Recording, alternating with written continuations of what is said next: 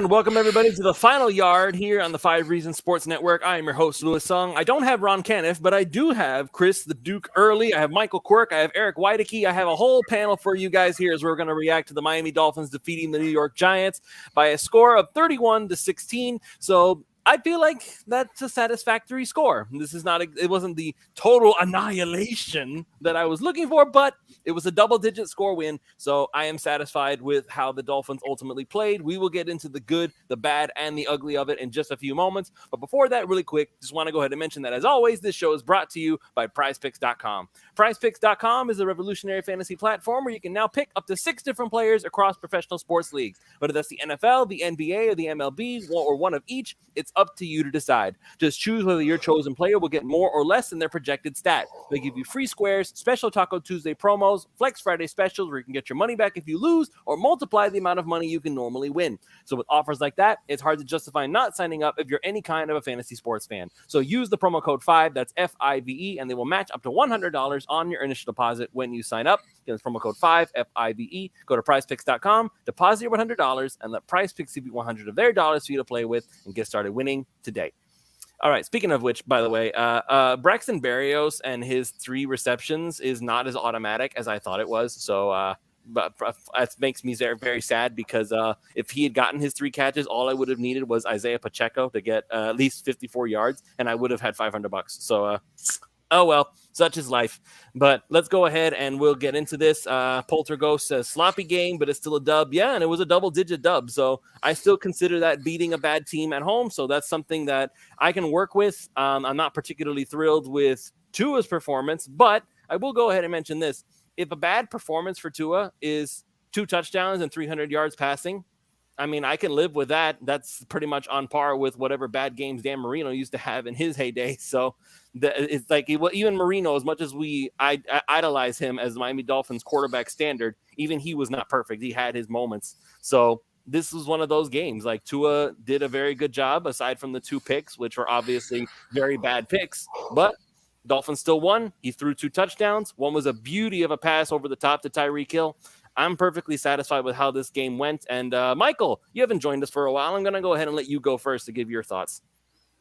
Well, first on the subject of Prize Picks, I have to let y'all in on a degenerate miss that I had of my own, a 6-way second half kicker bet, all overs except for a Jason Sanders under.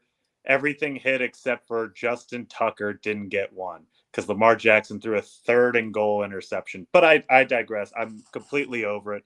Not going to think about it again all night or all week. For me, the big takeaway is this was a sleepy game. This was kind of a hubris game to me in how I was seeing it. And you saw that with Tua on that interception. He has, I think it was Durham Smythe wide open over the middle on 2nd down and then throws into the corner instead. And then just, hey, I've fit balls into tight windows all year long. I'll do it again here. Throws a bad pick there.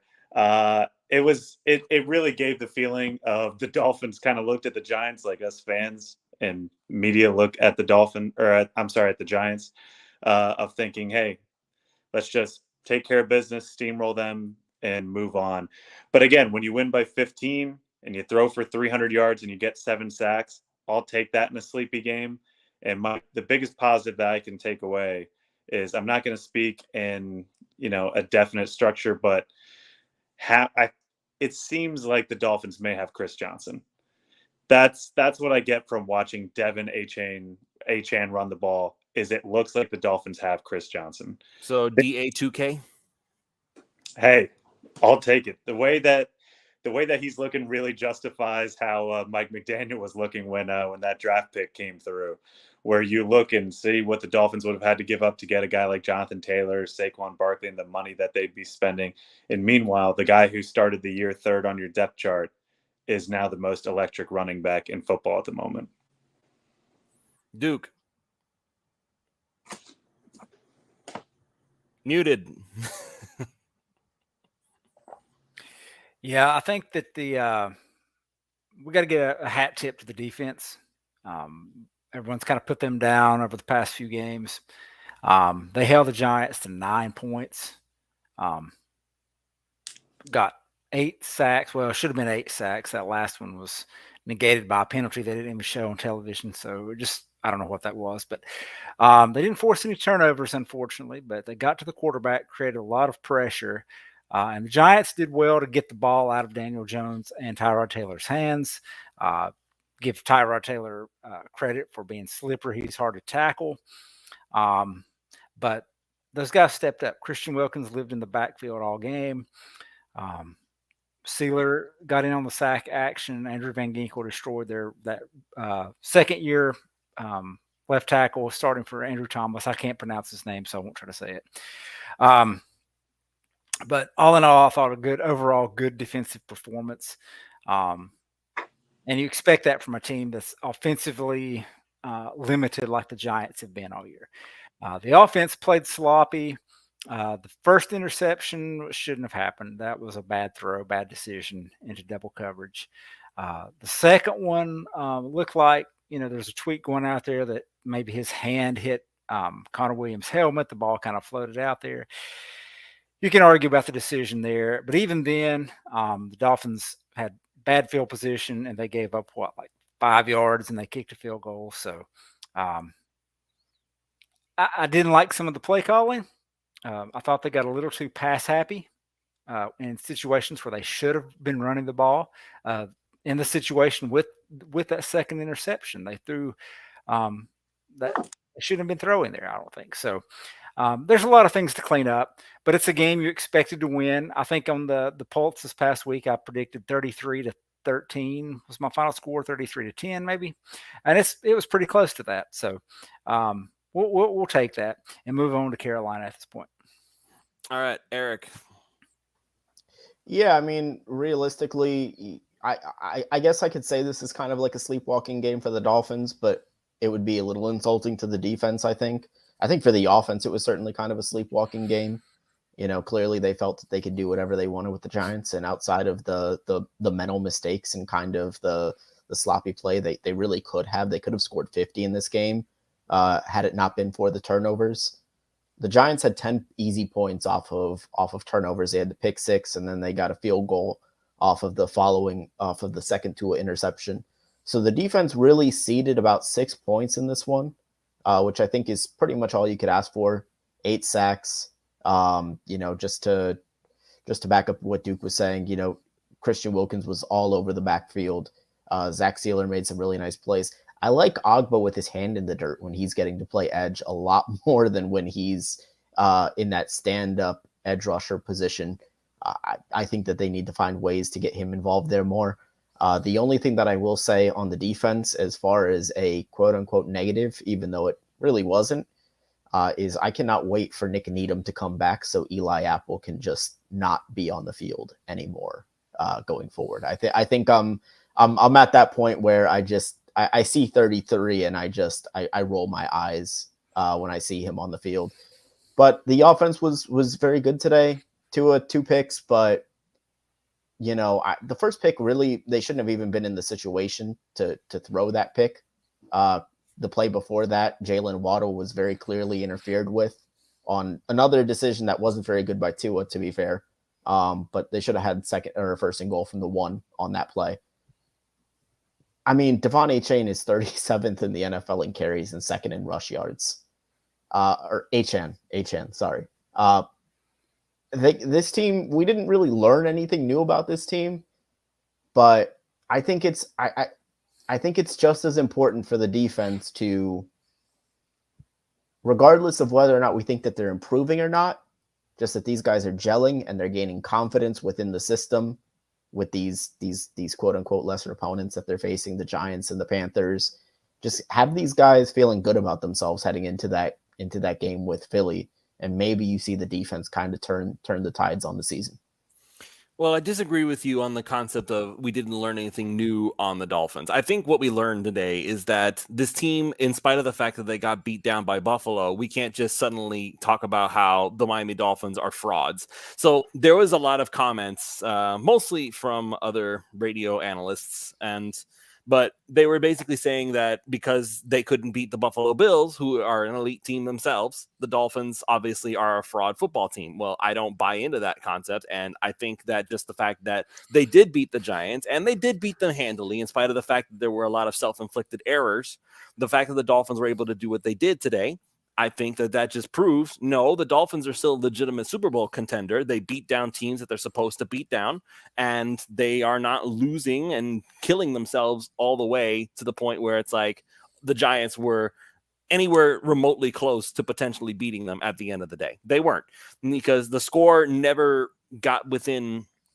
less than two possession game. There was always at least enough points to be able to say, nope, you need to score 2 touchdowns if you want to get this win. So just that alone tells me that the Dolphins are still a very legitimate team. It's just that Buffalo felt like they had something to prove, and they absolutely wanted to beat down the Dolphins as a way of saying, we're getting sick and tired of hearing about how much everybody loves this Dolphins offense. We're going to shut you the hell up no matter what we do.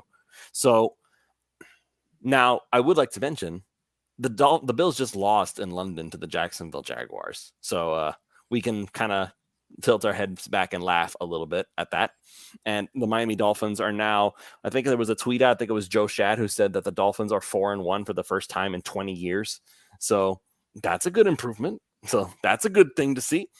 They're more than likely going to be 5-1 once the Panthers come down to Miami, and they're going to try, because Bryce Young, he's not having a good rookie season. Like he's not there are people saying that he's the worst rookie quarterback in the league right now. So this should be another good game next week for the Dolphins to just let their defense gel, so to speak. Now, there was one comment. Darth Gajira, he's returned from pregame. Hello, Darth Gajira. Nice to have you back. When Phillips comes back, and this is something that I've been saying, Chubb needs to lose minutes. I agree. But my point was, and I said this last week as well, I don't think it's going to happen.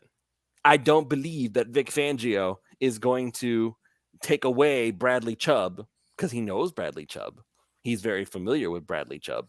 And I know that today he had a fairly good game. Bradley Chubb, 5 tackles, 2 assists. You could argue that he was a very instrumental in a lot of the sacks that happened today. But either way, I do not foresee Bradley Chubb losing any playing time when Jalen Phillips finally returns. I think that they will try to move Andrew Van Ginkel back inside. I don't think it's a smart idea. I think that's what's going to happen anyway. And it is rather upsetting, but we will get a chance to see, because I'm sure that come this next week, just like when Connor Williams apparently was glaring daggers at Mike McDaniel saying, if you bench me, I'm not going to be happy. So the Jalen Phillips might reach that point and say, you better let me play this week. I'm getting sick and tired of you protecting me from myself. I want to play football. So I don't think that Bradley Chubb is going to lose playing time, but I'll open the floor to you guys. I'll let you decide whether or not.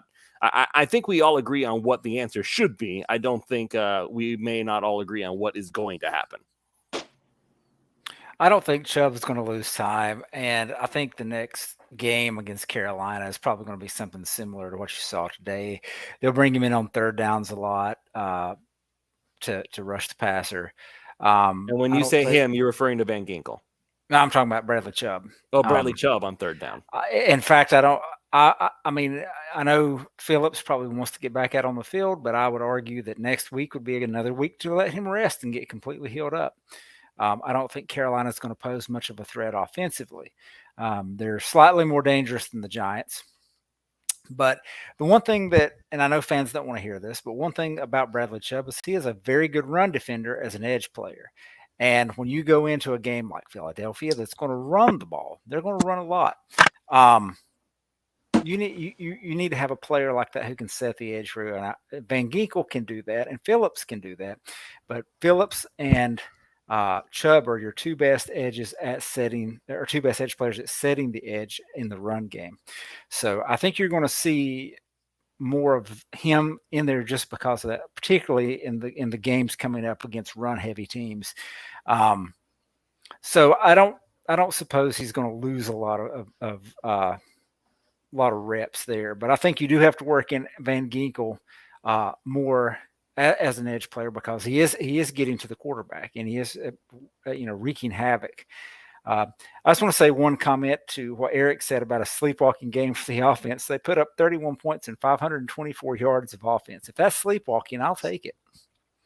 That's the scary thing about this offense, right? Is the scary thing is that even in a game where it was obvious that they were not firing on all cylinders, like Tua throwing 2 interceptions immediately shows, okay, something's a little off today. He's not quite as sharp as he's supposed to be.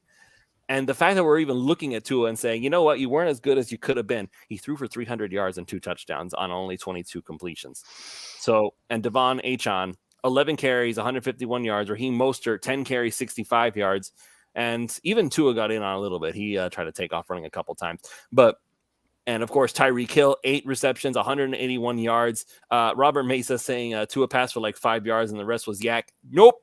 Deep pass over the top to Tyreek Hill. That's all on Tua. And even who cares? I mean, look, Justin Herbert, over half of his yards the past few seasons have been yak. The dude's getting 5,000 yards, and people are talking about him like the next greatest thing ever. And he's throwing short passes that go, 50 yards because of yak. Same thing with Patrick Mahomes. You look at his yak numbers; he gets a lot of yak. So I couldn't care less if Tua gets, throws a 5-yard pass and he gets a lot of yak, or if he's slinging the ball down the field. Just whatever works. I mean, I don't want to sound insulting to that comment. It's just that I don't care whether or not he's getting people are getting a lot of yak or not. That's irrelevant to me. But yeah, the one thing, if you compare this game. If you compare what the Dolphins offense looked like to the Giants offense, when the Giants were on the field, it was very labored, just very, very Joe Philbin-esque Dolphins offense, where it was work to get a first down, just a lot of work. And the Dolphins were like, yeah, we're playing kind of sloppy. Oh, here's a 70-yard play. Just, it just happens. So I'll be quiet now, but that's my take on the offense. It's you look at the two teams and what they're going through, and you can just tell that the Giants were struggling all day, and the Dolphins just kind of sleptwalked to 500 yards. I should also note, Tua is actually at the podium right now, and someone asked about the touchdown to Tyreek Hill, the deep pass over the top we were talking about just now. Tua says that was the wrong play call. That was not supposed to happen. So make of that what you will. It's funny because it was actually the perfect counter to what the Giants were doing. Then again, I'm sure Tua, anytime he sees press coverage with no safety help one-on-one and Tyreek, he's going to throw it 10 times out of 10. But I guess getting back to the point of the offense and like the sleepwalking comments, I guess not necessarily sleepwalking as in like, they were playing bad. It's just there were mistakes made that are uncharacteristic of this offense and uncharacteristic of specifically the quarterback Tua Tagovailoa. I think part of it might have been, I think that there's maybe a little bit of, Tua's close to his wide receivers. He and Waddle go back to Alabama. I think that there's a little bit of like, hey, I really want to get Waddle involved. I really want to get him going this year, give him that breakout game, kind of get the monkey off his back a little bit. And I think it kind of resulted in him maybe forcing the ball to Waddle at times when maybe he shouldn't have at some points in this ball game. But overall, that's really just nitpicky stuff. I'm not going to become the guy that's complaining about a 15-point victory. I'm not going to be that spoiled fan already. You win by 15, no complaints from me. The offense was good. Could have been great. The defense was very good. And, you get out of here healthy and you go on to Carolina and, just try to collect your next win and build as much momentum as possible going into those big matchups. And that's the thing that's really interesting, and it's fascinating because we can never really feel like that we felt this way about a Dolphins offense before. If you really think about it, the Dolphins just put up, like Duke said, 31 points and over 500 yards of offense, and we're here going, it could have been better. It was all right, Like this, we're not wowed by 30 points anymore. 30 points is just like, whatever. We messed up a whole lot. It could have been a lot better than that. So we're just looking at it from that perspective. And honestly, I just keep thinking to myself, what exactly is the ceiling for this offense? Like, let's take away the 70-point aberration, right? Like that, we already know that's never going to happen again. But what is the standard that we should be setting for this offense? Because we look at, I mentioned this already many times. The Dolphins needed to go in there and take care of business against a crappy team. Sorry, the New York Giants are a crappy team. And they did. And they scored 30 and put up 500 yards of offense.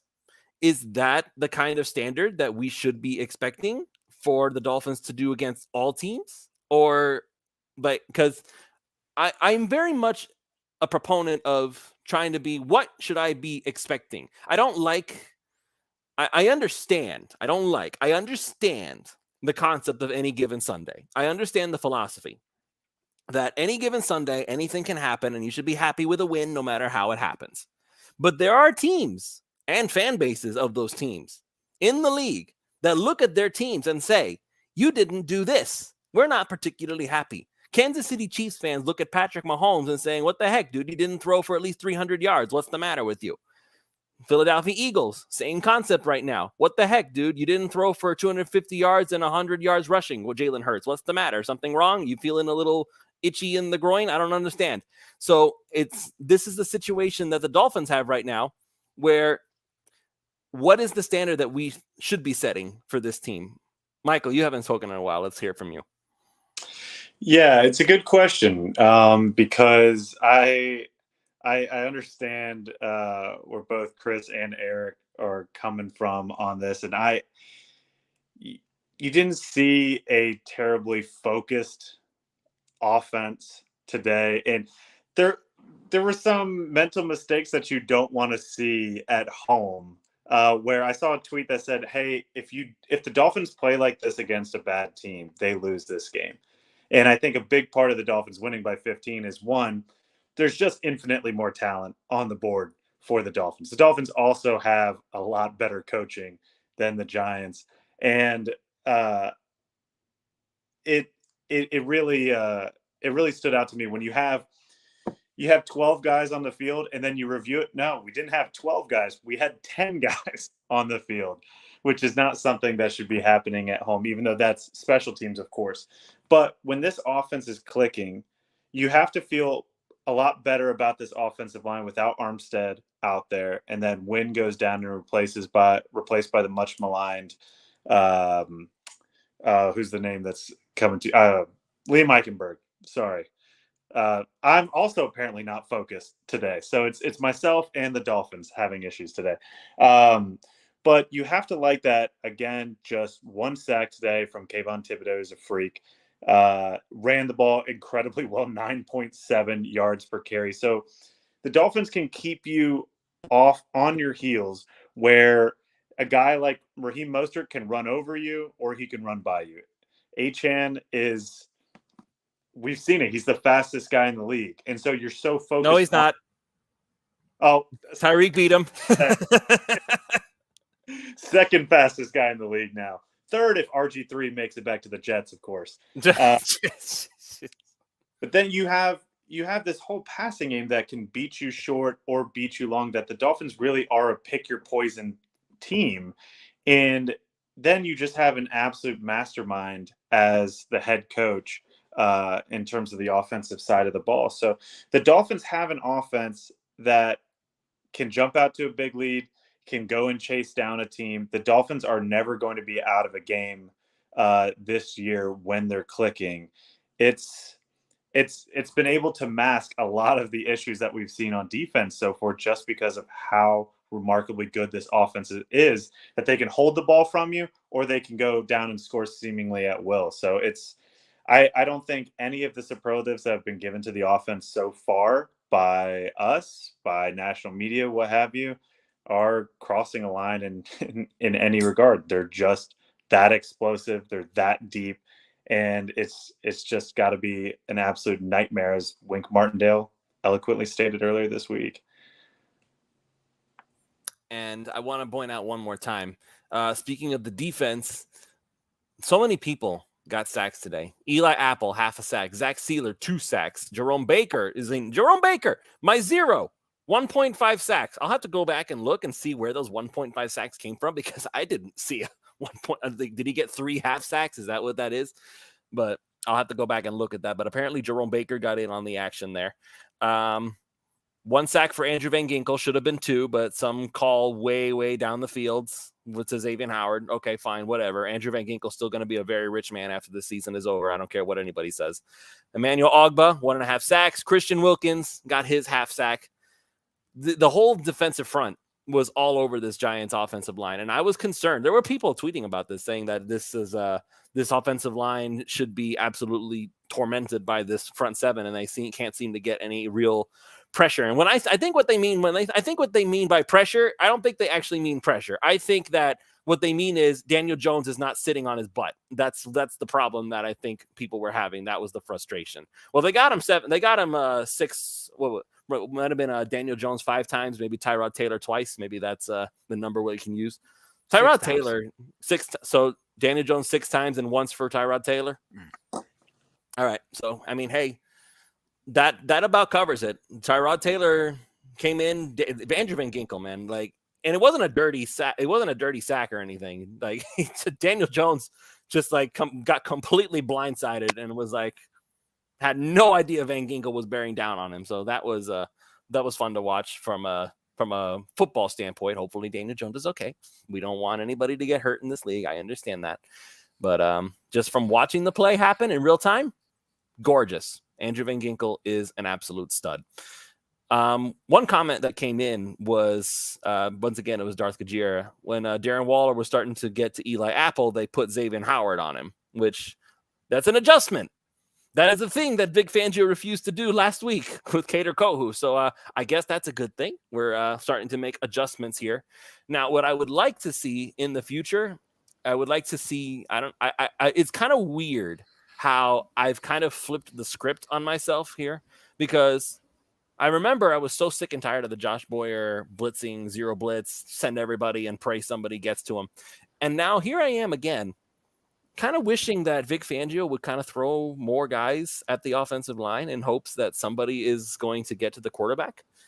Now, I don't want everybody to go after him. I don't want full on 0 blitzing or anything, but maybe just toss a couple more dudes at the offensive line and see if somebody screws up. I wouldn't mind that so much if we can, especially when Jalen Ramsey comes back. I would love to see Vic Fangio get a little bit more aggressive in his game planning. I mean, they sent 5 a few times, which it's not to say that they were blitz happy in this game. Obviously not. The Vic Fangio system just isn't. But they sent 5 a few times. Anytime you get 6 or you get 7 sacks like they did, pressure isn't necessarily, I don't think pressure is a huge issue there. I do like so there were 2 adjustments actually today. So one was switching Waddle onto Waller, and 2, I'm not sure if anybody else, if we noticed, but Kader Kohu was back in the slot. He was not a he did play some boundary snaps, but for the majority of the game, he was back in the slot, back in a position that he's quite frankly better at than playing on the boundary. Not to say that he can't do it, but I still stand by shadowing Stephon Diggs with Kader Kohu on the outside. Might have just been a little bit too fast for the guy in his development.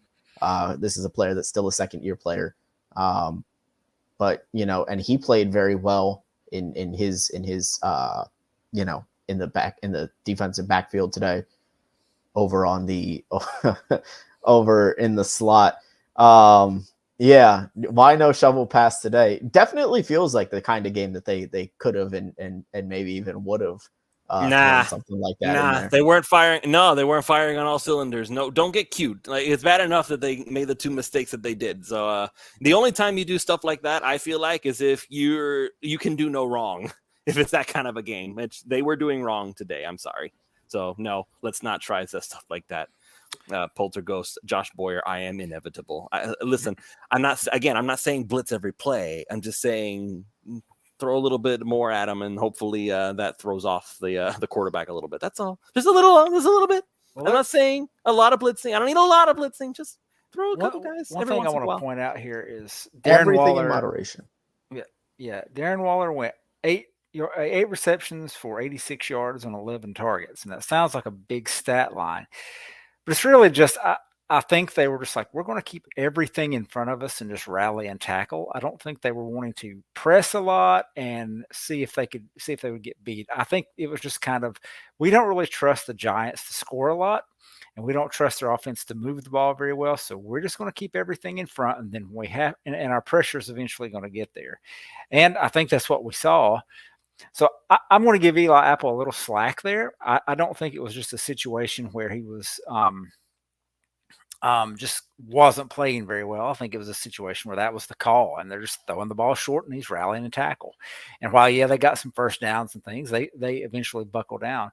The one play that he had down the sideline, it looked like he was beaten, and they threw the ball over top, and the ball came in, and he made a play on the ball in the receiver's hands, and it was dropped. So it was a very good play, kind of like that pass that they had to Howard that he broke up in the end zone. It looked like, Waller just dropped that, but no, he had it in his hands, and Howard played the ball in his hands, which is a technique that they will use.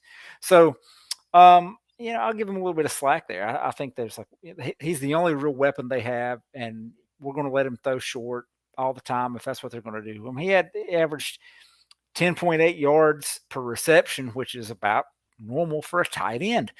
Could have been a lot worse. And one of those was a great grab, right? He had that one where the ball was coming in low, and he reached down and grabbed it. Very good play. So all in all, I thought they did very well against him, and I thought Eli Apple, for the most part, played very well.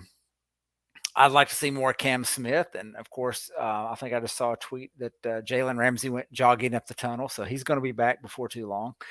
At which point you won't see Eli Apple at all. It'll be Ramsey, and then Kohu in the slot, or they'll move Kohu outside and let Ramsey play some in the slot, whatever. But yeah, I'll give Eli Apple a little bit of credit. I think it was just game plan.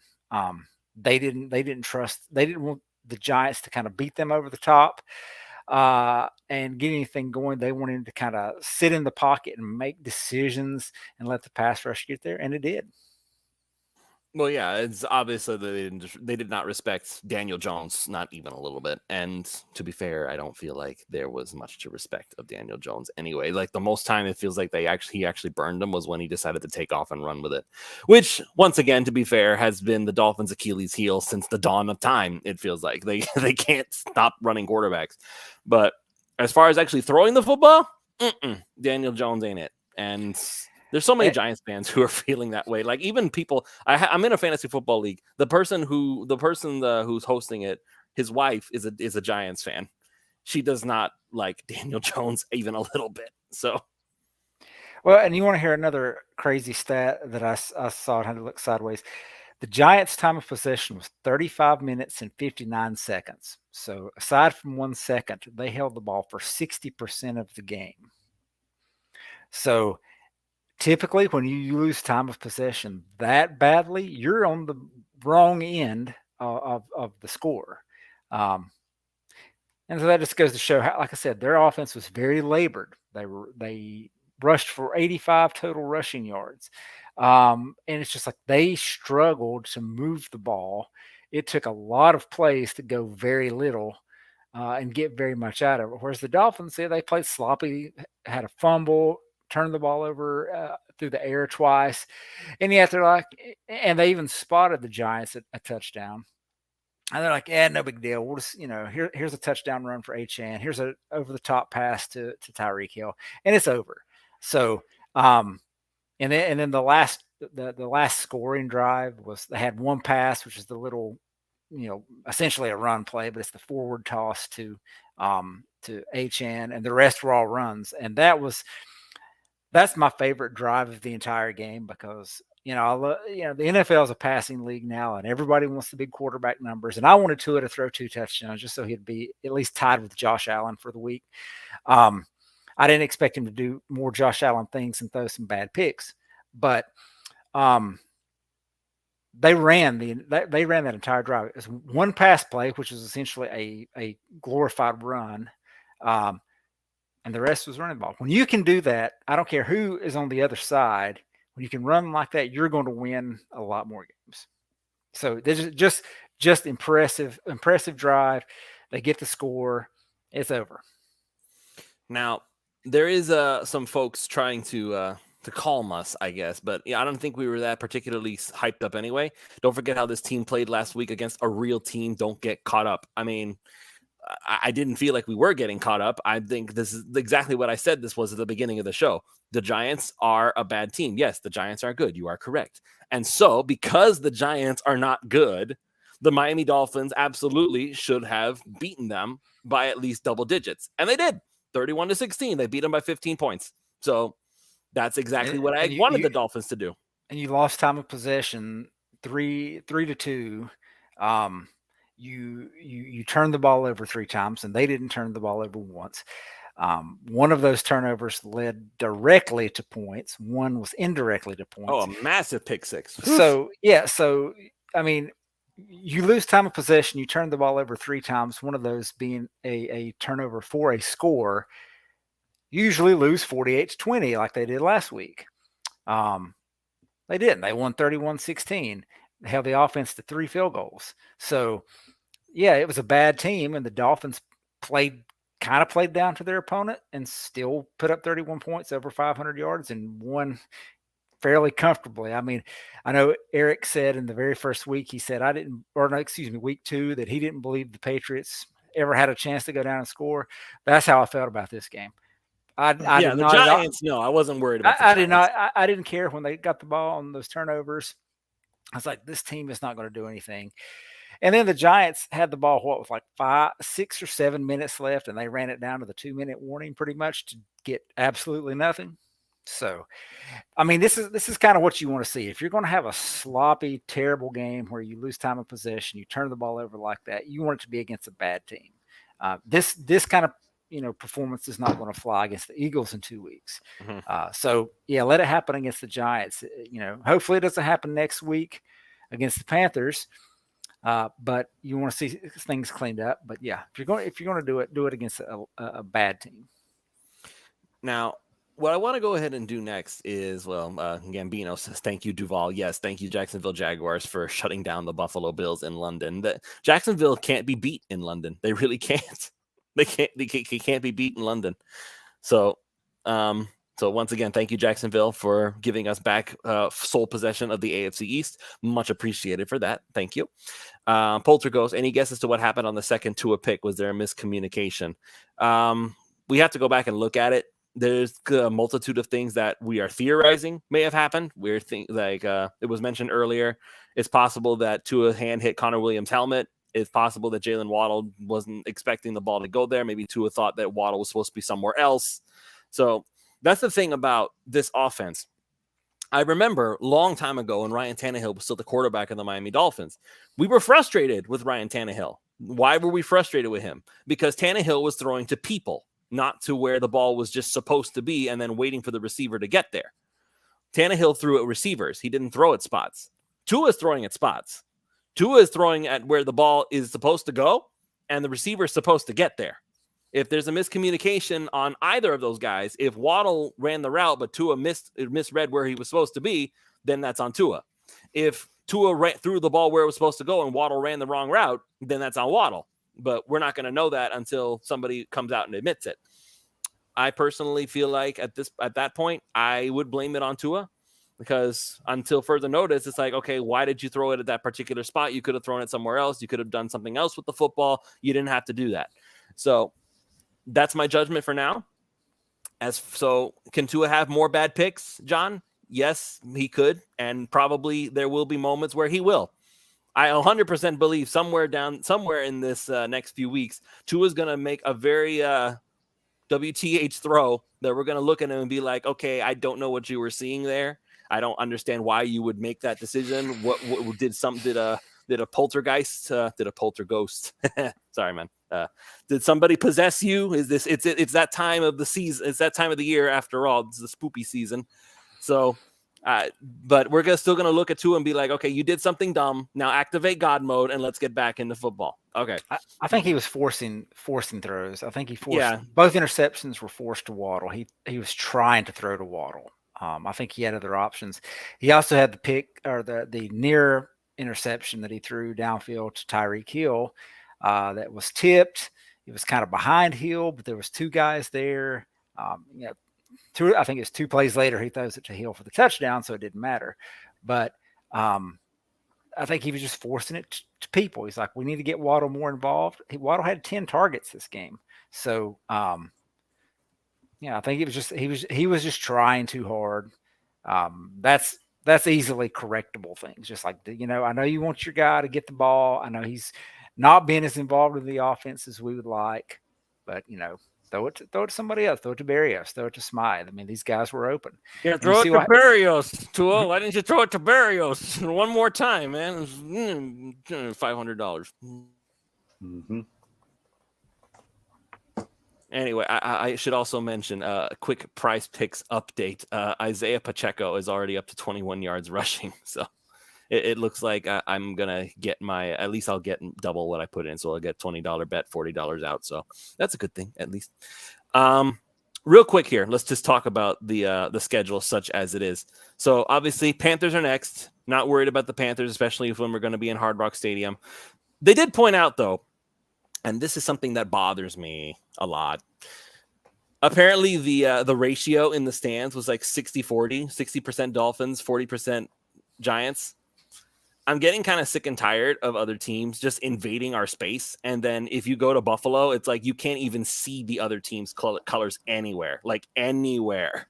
Like what's going on here? You would think that with a successful team like the Dolphins are right now, people would be lining up in droves to come watch Dolphins games. I don't understand it.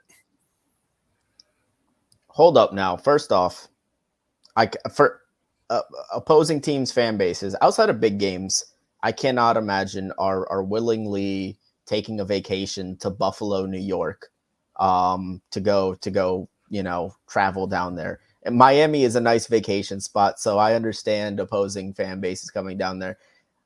I think it's snobbishness from the fan base. I think they say number 2, it's a New York team, a lot of transplants down here. Number 3, it's snobbishness from the fan base. You'll probably see something similar next week. Because people are going to say, well, you know what? It's the Giants, it's the Panthers. Why go over there and watch them when I could just save the money and go to the Patriots game down here in a couple weeks? At the very least, Patriots aren't very good, but that's a division game. I mean, it's always kind of been like that, though. Really, I mean, not just this year. It's opposing teams always travel to Miami, pretty well. I'm not, especially New York teams, I'm not super, concerned about it. It's just kind of a fact of life being down here. Yeah. Go ahead, Michael, go ahead. When you have teams, especially when they're not from your division, taking over a stadium, it does help to what Eric's saying about being in a place like Miami. You see it in Tampa as well, where it's people going, hey, look at the schedule. When's the next time my beloved team is going to play down in Miami?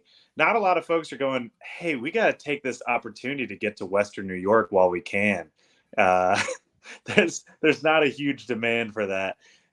Also, that New York point, anyone who's lived in South Florida knows the amount of New Yorkers by their complaints of bad delis or the New York water's just better for pizza sauce, leather jackets, New York stuff. That, of course, they're going to just inundate the stadium with everything. So that made it even sweeter to be able to knock off the Giants today.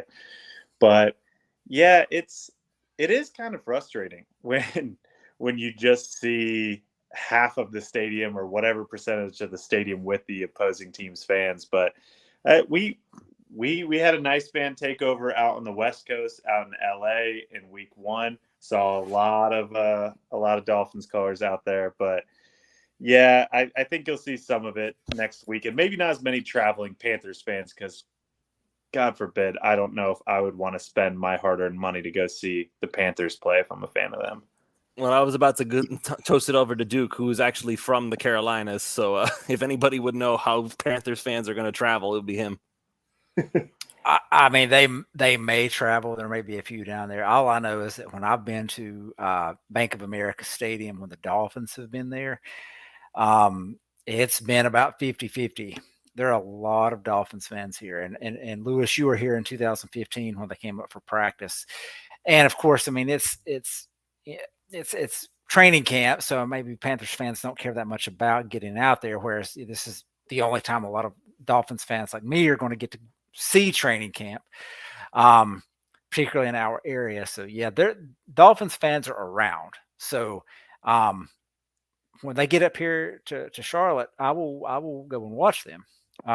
The only other time I haven't been was a preseason game, maybe in 2017, and I think I had a bad stomach virus or something and just could not get there. Otherwise, I'm there, even for preseason games, just because it's the Dolphins. So yeah, I mean, there may be some down there. More than likely, it's going to be you see your mostly Dolphins fans are there, a handful of Panthers fans, and probably empty seats. So, and the Panthers colors, you know, they have a dark blue jersey and then the black jersey. You know, if you have the black jersey, you don't want to go sit there in the hot South Florida sun and bake to watch your team get, you know, 500 yards and 30 points put on them to do nothing. So, the Panthers don't have a white jersey. They do have a white jersey, but I mean, it's, you know, like I said, if you don't, unless you own one of those, you don't have, you know, your home jerseys are either a dark blue or the black jersey. And I can't imagine anyone wanting to wear that black jersey in that heat. So. All right, fair enough. Before we call the show, there's something I wanted to address real quick, and the only reason I want to address it now is because we didn't get to address it when it happened. Obviously, we briefly mentioned it during pregame, you and me, Eric, but I wanted to just get some more thoughts on this. Obviously, Mike McDaniel always looking for ways to continue to evolve the offense as we continue to wait for Vic Fangio to fix the defense entirely. We'll probably be waiting a little bit longer on that. Still crossing fingers for Jalen Ramsey's return. But with that being said, obviously we saw some things early on with Eric Ezukanma that he could have potentially become the Deebo Samuel, so to speak, of the Miami Dolphins offense. Now the Dolphins went ahead and gave a late round pick in 2025 to the Chicago Bears for Chase Claypool, who allegedly has a relationship already with Tua Tagovailoa. I don't know if there's any truth to that. All I know is that Claypool went out of his way to chase Tua down when they faced each other most recently when he was in Pittsburgh. And so with that being in mind, do you guys feel like that Chase Claypool actually has a legitimate shot at revitalizing his career here? Or is this just one of those things where Dolphins are going to take a shot on him and he's ultimately not going to contribute to anything? Yeah, I think he can. I mean, this is maybe his final shot. I mean, somebody else will probably give him a chance down the road, but it's a contract year. And if you look at the passing charts for the Bears, I saw one from this past week. Everything's outside, you know, and you know what the Dolphins like to do across the middle of the field. So I think he's got a chance, and I think they're going to use him as kind of a hybrid player, receiver, tight end, move him around in the backfield, get some manufactured touches, do whatever. So the main thing with him is just his head on straight. You know, he's got all the talent in the world. It's between the ears has been the issue with him, and there's good leadership with the Dolphins. They have good coaching. You know, Tua's there. He's leading the offense. Tyreek Hill has good, positive work ethic. So these guys are going to make him get into a situation where he's going to back. Listen, we expect nothing but the best. And if you can't achieve that, they're going to get rid of you. We don't want you on our team. So you need to stay in line. So I think it's there. And he understands too, he's not going to be the primary guy here. He's third target at best. So I think not even. Yeah, I mean at best. So expectations should be low for that, but I think he understands what's going on, and I think he's going to have a chance to revitalize his career here. And this is arguably the best quarterback he's played with. He had Roethlisberger, late career Roethlisberger, but Kenny Pickett and Justin Fields. Yeah, so I think the opportunity is here, and I think he'll take it. I hope he does. So, I don't know. We'll see. It'll be interesting. They like to do this toss play, the crack toss play, and you get him out there. If they can get him motivated to block on those plays, 6'4", 240 pounds at wide receiver. Yeah, he's going to clear out some safeties for you. Yeah, some people were speculating that he could become the new transition to tight end player. I don't think I want him to do that though. Like we already tried that. They'll try it, man. They've been trying that for the last 2-3 years. They've been looking for those guys. Claypool has to block for that. I know, but I think they're gonna try it. They're gonna try it. They drafted Elijah Higgins, trying to convert him. They've been trying to convert these wide receivers into tight ends for a couple of years now. It's very clear McDaniel has a vision for that. I think Claypool's another, and at the cost, it's not really a prohibitive cost either. I don't think much is going to come out of it, because I think that we're actually starting to kind of see that there's really only so many mouths that can be fed on this offense. As diverse and explosive and as great as it is, like Tyreek is getting his, Raheem Mostert is getting his, Devon Achane is getting his. But even a guy like Jalen Waddle's kind of been, and he hasn't been exactly healthy this year, but he's been getting squeezed out maybe to an extent, at least in comparison with what he was doing last year and his first season from a volume perspective. So I don't know what the opportunity is going to look like for Chase Claypool. I do know that Mike McDaniel is very, very big on his wide receivers blocking. So if Chase Claypool does not block, he will not see the field. I'm sure he's even bigger on his tight ends blocking. Well, Mike McDaniel is cool with letting anybody play tight end. He let Chris Brooks get a few snaps at tight end in this ball game as a blocker in some run plays. So I think that there will be opportunities for him to make noise, in pockets this season, but over the course of the year, you can't expect too much at this point. There's just too many other options on this offense. No, I don't expect him to do much of anything, to be honest. In fact, I think even less of this is like I made a joke about it in the 5 Reasons Sports Discord server, and I was thinking, oh, hey, the Bears don't want him. Who wants to throw a 6th round or a 7th round pick at the Bears for Chase Claypool? I didn't think they'd actually do it, but they went ahead and did it. And it's like, I'm not opposed to it. I just don't think anything's going to happen. Whatever. One last final note. And it's because I just find it so amusing whenever these things go this way. Mike McDaniel is at the podium now, and he made a comment that he said, and according to Joe Shad, he said, and I quote, "If you guys had it your way, the running backs would have all been run out of town." Just kidding. Too soon? I mean, it's true. How many reports did we hear? Dolphins are interested in Saquon Barkley. Dolphins are interested in Josh Jacobs. Dolphins are interested in Derrick Henry. Dolphins are interested in Jonathan Taylor. Dolphins are interested in unretiring Larry Zonka. Dolphins are interested in every single running back who has ever played the game of football this offseason. Didn't need it. Did not need it. And I knew that we didn't need it. The only reason I was in favor of signing Dalvin Cook was because he was a freebie. Didn't have to give up anything to have him. Not trading away no draft picks for a running back. I'm sorry. So I just thought that was amusing. Mm-hmm. So, Chris Johnson. Chris Johnson. Yeah. That's what we're gonna call him, DA2K. Let's see if it catches on. CK2K. Oh, excuse me, CJ2K. I'm sorry. CJ2K, DA2K. Yeah. It kind of rolls. You're gonna have to really push it if you want it to catch fire, Mike. Hey, I'm here for it. I'm his number one fan after all this. He keeps averaging 10, 12 yards a carry. I think Ron Caniff might be trying to argue with you on that biggest fan comment. Maybe DA3K if he keeps running like this. Oh my God, could you imagine? Like, hey, Tyreek Hill's going for 2,000 yards. Screw that, man. Devon Achane's running for 3,000 yards. Ain't seen nobody do that ever. Well, the clock can do that. Yeah. All right, so we're going to go ahead and call it here. Thank you all so much for listening and joining on with us. Real quick, before we go, any final lingering thoughts going through your brain that you want to let it out before we go? I think that this was, like I said, it was not an offense clicking on all cylinders. You got to be happy with what the defense gave, even though the Giants are just an unmitigated disaster. Just a mess all the way around. And you have a winless team coming to town in the Carolina Panthers.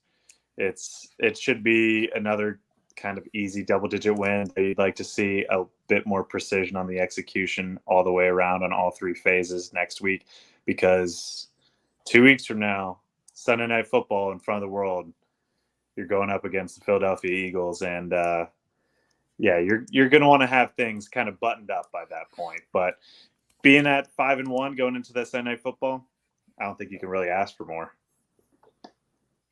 Anyone else? Yeah, I said on Paul's Tuesday night, everyone was kind of down in the dumps about the Buffalo game, and it was, against a good team and a division opponent that we've not had much success with, and has been a terrible place to play in their building. Haven't won there since 2016. But while I was trying to fan the optimistic flames, I said that if the Dolphins can go into the bye, if they take care of their business at home, which is Panthers, they did today. They got the Panthers and then the Patriots, two bottom feeder type teams. And the Patriots are a division game. You have to watch out for that. But that is in our minds as fans, that is a should win. And then you still one of the road games. You get the Eagles, who have not looked as dominant as they did last year. And then you have the Chiefs and a neutral site game. You still one of those games, you're 7-2 going into the bye week. If you had said that before the season began, that you'll be 7-2 going into the bye week, 99.44% of Dolphins fans would have taken that. So I don't care who it is. You play who's in front of you, but you have a chance to be if you do what you can do, to have a very good record going into the bye week with some easier teams on the schedule before you hit a tough stretch there at the back. So, they take care of what they need to do, and this could be a 12-14 win team. And I know that's kind of crazy to say, but it's possible. Also, yes, Gambino, Bill's game was not a blowout. Putting a nickel corner on a number one receiver, Kader Kohu on Stephon Diggs. So put X on Diggs, he would have won. I don't know about that. X has had his moments with Stephon Diggs too, so I don't want to act like, Xavier Howard would have 100% locked down Stephon Diggs. I don't think I think even Jalen Ramsey has lost plenty of matchups against Stephon Diggs, so I don't want to go ahead and make the assumption that Diggs would have just been shut down by Xavier, as much as we love the guy.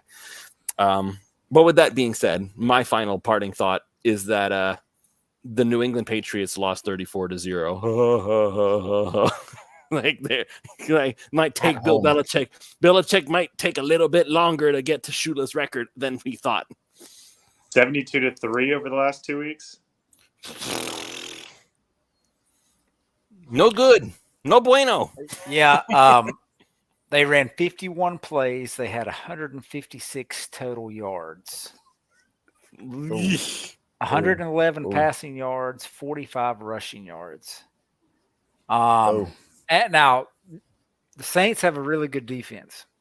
So, that was going to be a tough matchup for them. They had 8 first downs, 20 minutes and 26 seconds time of possession. I'm glad I wasn't watching that game. Yeah, it's welcome to hardship, Patriots fans. You understand our pain now. I think.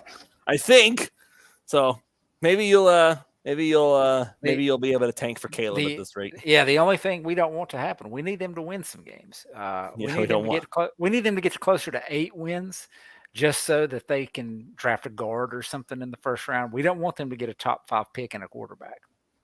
Yeah, if they get Caleb Williams, then people are going to go back to hyping up the Patriots as the next. They need to stay mediocre for as long as possible. They have earned it. So it's time to pay the piper. Mm-hmm. All right. So with all that said, thank you all so much for joining us. If you haven't already done so, make sure you head on over to prizepicks.com. Use that promo code 5, that's FIVE, and they will match up to $100 on your initial deposit when you sign up. So it's very easy. You just go in, deposit your $100, and Prize Picks will give you $100 of their dollars for you to play with. So get started winning today. I am going to get at least $40, I think, as long as Isaiah Pacheco continues to run the football. Poulter goes, once I learned that Mac Jones' name is McCorkle, it was all downhill for them. So what? His full name is McCorkle Jones? The Mac is a nickname? I'd go by Mac too. What sadistic human being would willingly name their son McCorkle? That sounds like a last name, if anything. Okay, whatever. I'm not gonna. This is not a. I'll just try to do better when I name my kid someday. All right, that's gonna be it. Everybody, thank you for joining us. We will see you all next week for more Miami Dolphins football. Fins Nation tomorrow morning.